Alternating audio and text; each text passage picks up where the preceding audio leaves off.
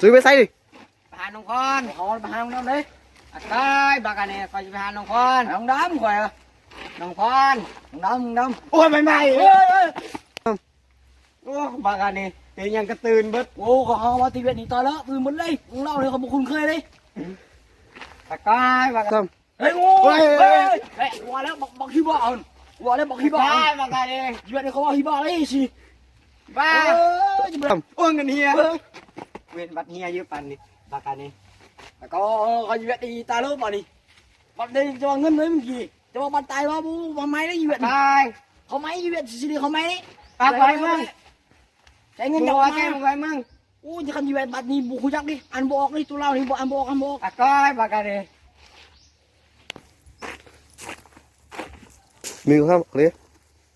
อากอยอยากกินข้าวไปเราจะกินได้เงินห้องกับบุมี่ป่ะนี่เงินห้องกับบุมี่ดิซ้ใส่เบิ้งมีทีวีเลยอากอยมีทีวีเชียวเอาวีไปจ้ำบ่โอ้วีไปจ้ำมันได้ไรบ่อยู่เมืองเราดิคอยกับบุหูแล้วตามเอาไว้ฮะเอาไว้เบ้เงินห้องบุมี่ด้วยเชียวบุมี่เอาเชียว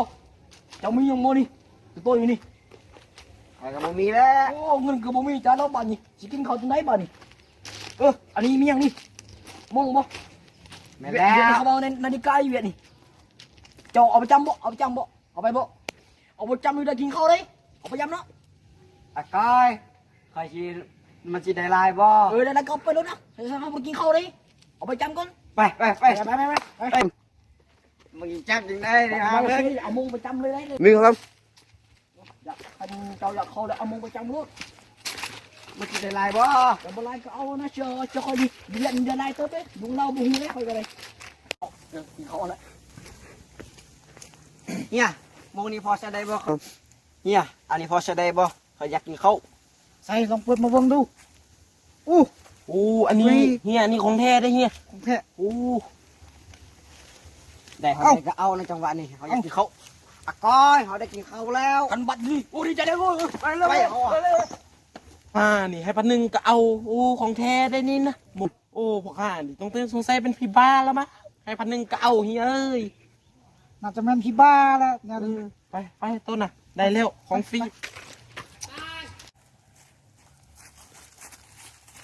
เชียวเขาได้กินข้าวแล้วเชียวได้กินข้าวแล้วครับไอ้ลี่อากายแกครับไอ้ลี่จำมือเชียวจะเอามาจำมือเอามาจะจำก่อนจะจำมือเชียวจะมานะจับอะไรเฮ้ยจับมือเชียวจับมือจะได้เชียวจับอะไรเฮ้ยจับไอ้ลี่ครับเดี๋ยวบอกจะบอกมวงเขากับคุ้มค่ากันนี่แมนละโบเชียวมวงเอาไปขายเดี๋ยวหันบาทตัวนี้มีกี่เนาะคุ้มค่าสุดยอดกินเลยแซ่บเลยตะกอยทำอยู่บงเวียดนี่อันนี้เขาไม่เนี่ยเขาไม่กินนี่เวียดนี่ไม่กินเวียดแซ่บอะไรเฮ้ยอันนี้กล่องเสียดกล่องได้กล่องได้ดูได้อันนี้นะกูเบิร์ดกินอันนั้นก็อยากกินปักเวียด